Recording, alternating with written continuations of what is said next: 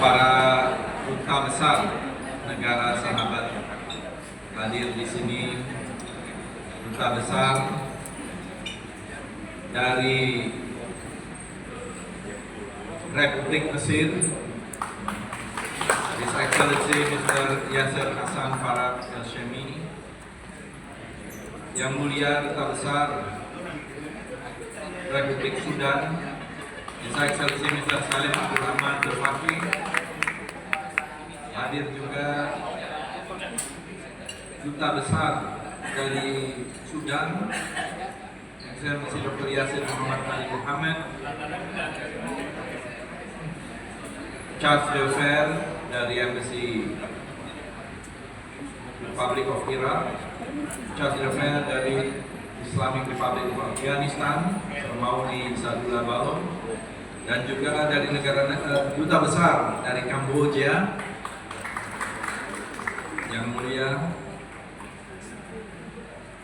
Yang Mulia juga dari negara-negara sahabat lain dari Timor Leste, dari Thailand, dan juga dari negara-negara sahabat lain yang hadir pada kesempatan hari ini. Tentu saja Bapak Wali Kota Bandung, Pak Farhan Muhammad Farhan SE, yang dulu juga sahabat juga di parlemen, dan di sini hadir Ibu Ledia Hanifah, anggota Komisi 10 DPR RI akan menjadi narasumber. Dan saya hormati juga pimpinan dari DPRD Provinsi Jawa Barat dan dari keluarga besar Kementerian Luar Negeri. Dalam hal ini ada Dirjen Informasi dan Diplomasi Publik Kementerian Luar Negeri, Bapak Heru Hartanto Subolo, dan juga dari Kementerian Kebudayaan cukup lengkap, dari Dirjen Diplomasi Kebudayaan, Dirjen, kemudian para direktur yang hadir, staf ahli, staf khusus yang saya tidak bisa sebutkan satu persatu. Ada Uwa Lukman juga di sini dari Keraton Sunda Larang, ya. Sri Radia Keraton Sunda Larang, para seniman budayawan, tokoh-tokoh masyarakat yang hadir pada kesempatan peringatan 71 tahun Konferensi Asia Afrika. Tahun lalu kita menyelenggarakan juga dari Kementerian Kebudayaan peringatan 70 tahun dengan meluncurkan perangko peringatan 70 tahun di kantor pos, dan juga kegiatan seminar internasional di Gedung Merdeka, Gedung Asia Afrika, dengan melibatkan sejumlah tokoh dan mahasiswa. Bapak-bapak, ibu-ibu hadirin sekalian, 71 tahun yang lalu, tepatnya pada tanggal 18 sampai 24 April tahun 1955, 29 negara dari Asia dan Afrika berkumpul di kota ini, menentukan komitmen bersama atas penghormatan terhadap hak asasi manusia, hak menentukan nasib sendiri, perhatian terhadap nasib bangsa-bangsa yang masih terjajah itu, serta memajukan perdamaian dunia dan kerjasama internasional melalui Konferensi Asia Afrika yang melahirkan kemudian disebut sebagai Dasar Sila Bandung. Dasar Sila Bandung atau 10, ya, Bandung Spirit. Dan hotel ini, kenapa kita selenggarakan di hotel ini, adalah tempat para delegasi dari 29 negara yang hadir.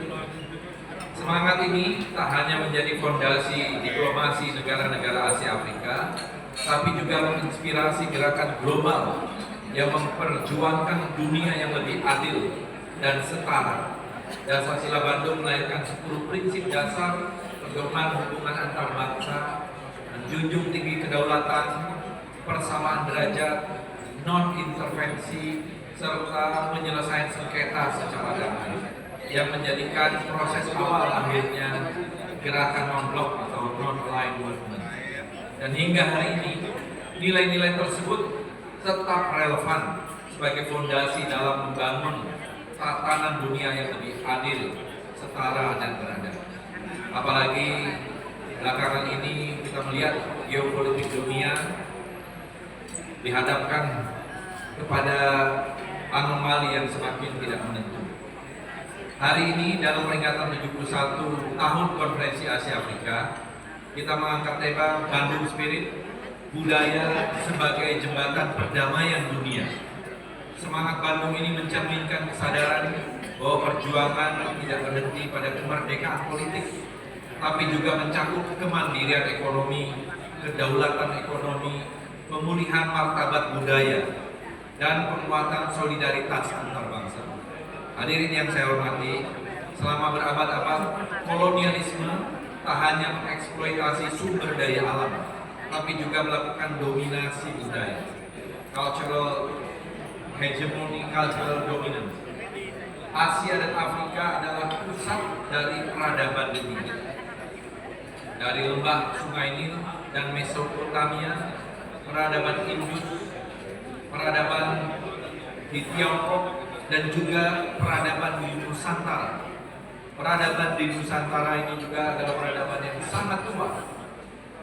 Kalau kita tarik ke belakang hingga 1,8 juta tahun sampai 2 juta tahun, temuan-temuan manusia purba yang ada di Nusantara ini, di Jawa, di Nusa Tenggara Timur, itu 60% dari temuan yang ada di dunia dan sangat tua. Begitu juga pada tanggal 22 Januari 2026 lalu telah diumumkan bahwa lukisan purba tertua di dunia ada di Muna, Sulawesi Tenggara. Umurnya 67.800 tahun. Sudah dipublikasi di majalah Nature dan juga di majalah lain. Dari gua-gua purba yang ada di Indonesia, ada di Kalimantan, di Sanggurilang ada 2.500 gambar-gambar purba yang umurnya sampai 40.000 tahun, 51.000 tahun, dan terakhir yang tertua melalui uji uranium series itu sampai 67.800 tahun. Jadi peradaban kita ini adalah peradaban yang sangat tua. Dan selain itu, Indonesia juga peradaban yang sangat beragam, mega diversity. Dan juga peradaban tentu saja di Asia dan di Afrika lainnya yang luar biasa sangat kaya. Dan ini juga melahirkan sistem pengetahuan, seni, filsafat, dan spiritualitas yang membentuk dunia modern. Bandung Spirit adalah deklarasi bahwa peradaban-peradaban ini tak lagi akan diposisikan sebagai objek, tapi sebagai subjek dalam menentukan arah dunia. Namun hari ini kita dihadapkan pada realitas global yang semakin kompleks. Kondisi geopolitik global berada dalam fase yang sangat tidak menentu, uncertain world, atau ketidakpastian global, dan trust erosion atau hilangnya kepercayaan antar bangsa yang semakin dalam. Di tengah berbagai konflik dan peperangan yang terjadi, kita juga menyaksikan kenyataan yang memilukan. Bukan hanya tentu saja korban jiwa, korban manusia, nyawa. Di Gaza sendiri lebih dari 72.000 yang mengalami genosida, dan sebagian besar adalah perempuan dan anak-anak. Kita juga menyaksikan rusaknya cagar budaya, hancurnya situs-situs bersejarah, termasuk juga hilangnya jejak peradaban manusia. Ini adalah satu cultural annihilation, dan karena itu pelindungan warisan budaya harus menjadi bagian integral dari upaya menjaga perdamaian dunia. Konflik bersenjata, perang terbuka, embargo, hingga perlombaan senjata nuklir kembali menguat. Dinamika ini mendorong lahirnya balance of power yang bergeser menjadi balance of threat. Jadi dari mencari keseimbangan kekuatan menjadi keseimbangan ancaman, di mana negara-negara memaksimalkan kekuatannya sebagai respons atas ancaman yang dirasakan. Dan ini juga yang seringkali di dalam kenyataan sering terjadi. Strong do what they can and the weak suffer. birthday Mas. Ini Thucydides 416 tahun sebelum Masehi. Pertanyaannya, apakah dunia akan terus bergerak dalam lingkaran ini? Apakah kita akan membiarkan kekuatan menjadi satu-satunya bahasa dalam hubungan antar bangsa? Di bawah kepemimpinan Presiden Prabowo Subianto, Indonesia menegaskan komitmen untuk tetap berada pada jalur non-blok, tidak memihak pada aliansi manapun, namun aktif membangun kerjasama dan menghormati semua negara berdasarkan prinsip dalam piagam Perserikatan Bangsa-Bangsa.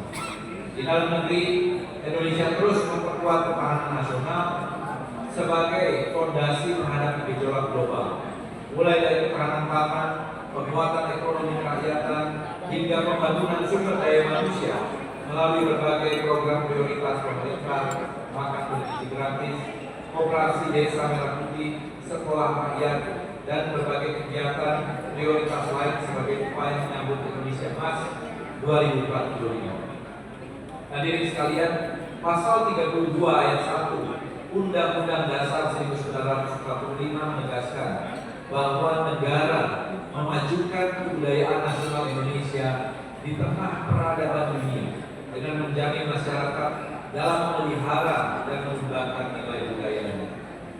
Amanat ini menjadi semakin relevan dalam konteks dunia yang kian tanpa batas, borderless world, di mana arus informasi, nilai, dan pengaruh bergerak begitu cepat melintasi ruang dan waktu.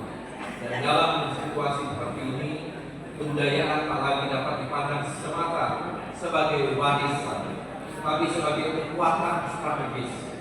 The power of culture. Ia hadir sebagai benteng yang menunjukkan jati diri bangsa di tengah gempuran globalisasi, sekaligus sebagai jembatan yang membuka ruang dialog, kerjasama, dan saling pengertian dengan dunia. Budaya ini adalah soft power, dan semua ini menunjukkan satu hal yang penting, bahwa ketahanan nasional tidak hanya dibangun dari kekuatan ekonomi dan militer, tapi juga dari kekuatan budaya. Dalam dunia yang makin tanpa batas, borderless world tadi, di mana arus informasi, nilai, dan pengaruh bergerak cepat, kebudayaan menjadi benteng sekaligus menjadi jembatan yang menunjukkan jati diri bangsa di tengah gempuran globalisasi, sekaligus membuka ruang dialog dengan dunia. Dan dalam hal ini, Kementerian Kebudayaan berkomitmen terus menjadikan kebudayaan sebagai jembatan diplomasi, cultural diplomasi yang memperkuat solidaritas dan persahabatan global. Dan di tengah dunia yang tidak pasti, semakin tidak pasti, Bandung Spirit justru menjadi relevan sebagai kompas moral kompas. Jika kita ingin membangun perdamaian berkelanjutan, maka kita harus melindungi budaya.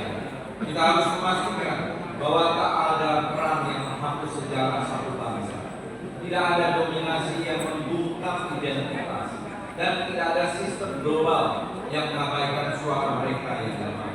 Kita perlu memperkuat kerjasama kebudayaan antara negara Asia dan Afrika, mendorong pertukaran pengetahuan, melestarikan warisan budaya, serta memperkuat solidaritas Global South dalam menghadapi tantangan global. Dan sebagai penutup, saya juga ingin menegaskan kembali bahwa politik kebudayaan Indonesia adalah politik yang menempatkan kebudayaan sebagai arah dan fondasi pembangunan bangsa, sebagai kekuatan merawat jati diri, memperkuat kedaulatan, dan membangun perdamaian dunia. Sejalan dengan semangat Konferensi Asia Afrika, mari kita terus menggaungkan Bandung Spirit, semangat solidaritas, kesetaraan, dan kerjasama antara bangsa sebagai kekuatan moral menghadapi dunia yang semakin terfragmentasi. Mari terus kita bawa semangat ini, semangat untuk bersama-sama menuju masa depan yang cerah, terutama di antara negara-negara Asia dan Afrika, dan bahwa perbedaan antar bangsa tidak menjadi sumber perpecahan, tetapi menjadi kekuatan membangun dunia yang lebih adil, damai, dan beradab. Terima kasih. Wassalamualaikum warahmatullahi wabarakatuh.